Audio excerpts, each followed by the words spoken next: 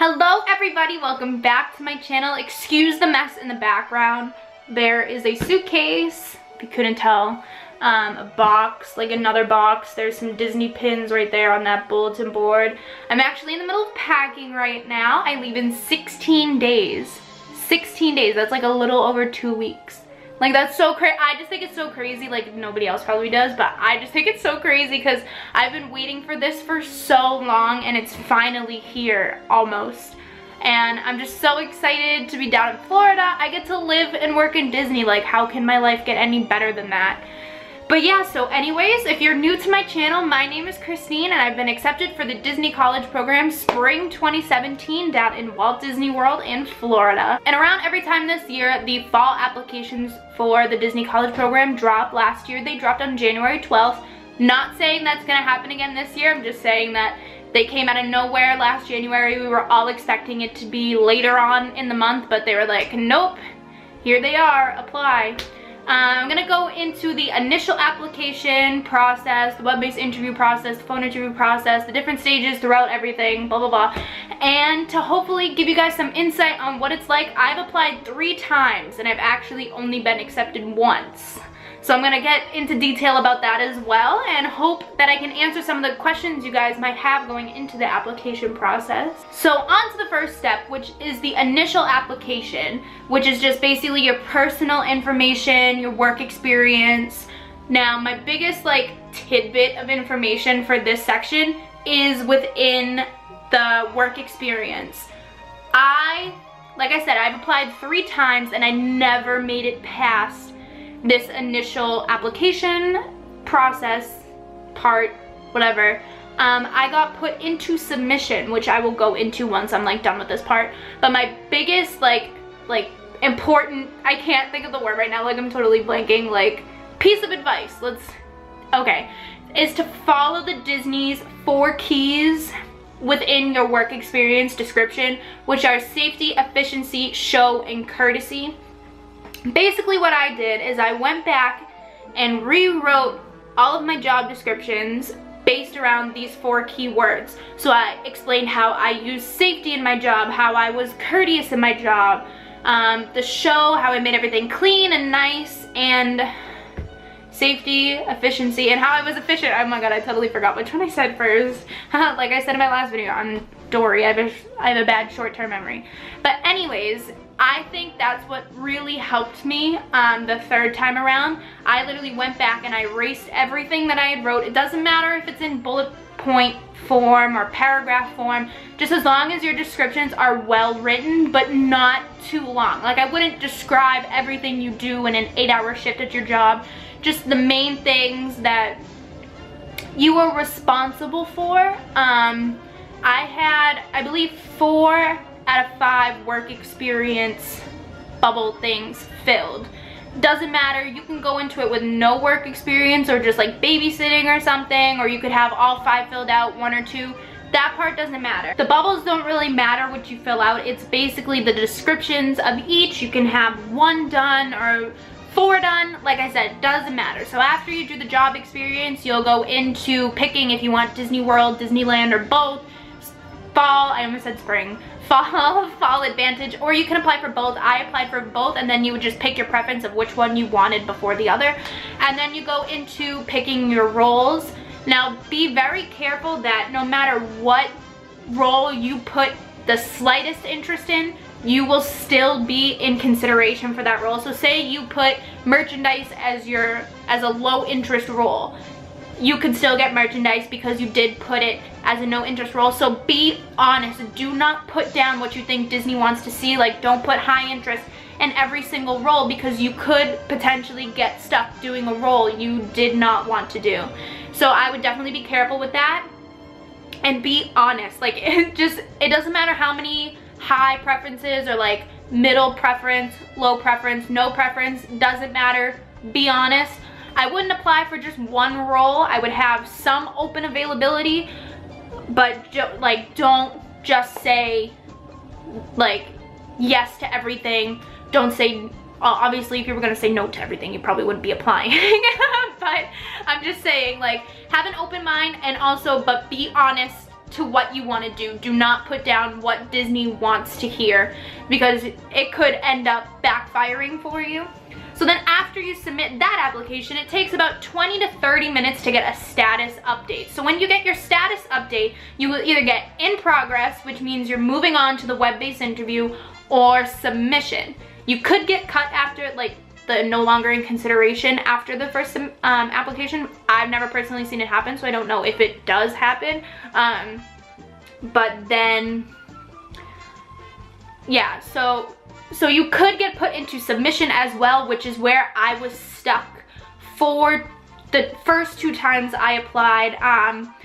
The thing about submission, nobody really knows or understands why they're put into submission. Like, Disney does not say, because of XYZ you were put into submission. It doesn't really matter, which is kind of frustrating, because you don't know what you did wrong and they never tell you. Some people think that there is a reason why you didn't get put into submission. Some other people think it's random. I, from being stuck in submission twice, still bounce back and forth whether it is random or there actually is a reason to it. The only thing I did differently between the second time I was in submission to the third time I applied, like I said, was I went back and I changed all my job descriptions. I didn't change my role preferences. Another little like tidbit of information, make sure you write down what role you put in, like what preference. So like if you said high preference for custodial, quick service, and merchandise, write down what you put for every single role, because even if you make it to the phone interview, I like can't think of words are hard. If you make it to the phone interview, they will ask you about roles that you didn't necessarily put as high interest. I know I did get asked a lot about my like middle preference roles, but I'll get into that in the phone interview part. So yeah, with submission, I can go into detail in another video if you guys would like. From being there two times, I kind of know what it's like. If you're in submission, and like I don't want to be like a negative person here, but I would rather like inform you guys so you guys would know what's going on versus like not knowing. If you're in submission, there's like a 70% chance you will not make it out of submission. The past 2 times that I've been in it, there has only been people that have made it onto the web-based interview if they went to the character performer auditions and made it to the final round and did very well. They ended up making it out of submission onto the web-based interview, to the phone interview, and then have been accepted. So it is possible. I know, I think a time or 2 before I applied the first time, there was a huge submission wave and everybody got out of submission. Some ended up being accepted, but more than not, submission does not look good. And I'm not saying this to scare you guys, I'm saying it to inform you guys so you know of your options. Like I said, if you want me to go into another video explaining just submission, I will, because like I said, from being in there 2 times, I kind of have like a bigger like knowledge about it. So if that's something you guys are interested, just leave a comment down below or something and I'll definitely make it for you. But if you don't get put into submission, that means you are in progress and you made it onto your web-based interview. So the web-based interview is broken down into 2 parts, which is like multiple choice questions and then questions like strongly agree, neutral, disagree, strongly disagree. The trick to the web-based interview, again, do not give answers that you think Disney wants to hear. Like, do not put strongly agree for every single question or the most like perfect answer. And another thing is to stay consistent with your answers, because they do ask you questions in both sections reworded a little bit differently, and they want to see that you are giving like accurate answers that are correlating with what you answered in the first section. For me, the first section was the multiple choice, and then I went on to the strongly agree, all that. So then if you make it on from the web-based interview, you will make it onto the phone interview, which for most people is the most stressful part. I know I was very stressed out about it, but I think I was stressed for no reason. I looked up some of the questions they did ask. It's best not to make a cheat sheet where you write down every single question you see in a YouTube video, because every phone interview is different. They don't follow the same like template of questions, and everybody's answers are different, so you don't want to sound too rehearsed. I know the only notes that I had up on my wall were the sheet where I listed my preferences for all the roles, and just like little positive notes, like smile, like it's Disney, you could be getting into Disney and moving to Disney, like be positive, and like on this stuff. There was one question that I was nervous that I was gonna get asked, and I honestly forget what the question is, but I'll link it, the video explaining my phone interview, down below. I had Christy as a recruiter, and she was so sweet and so nice. They will call a few minutes late or a few minutes early, so always be prepared about like a 15-minute time window around your phone interview. I think she called 2 minutes late or a minute like before. I honestly can't remember, but like I said, I'll link the video down below. Also, like I said, ask questions. I asked about the classes and also the volunteers program.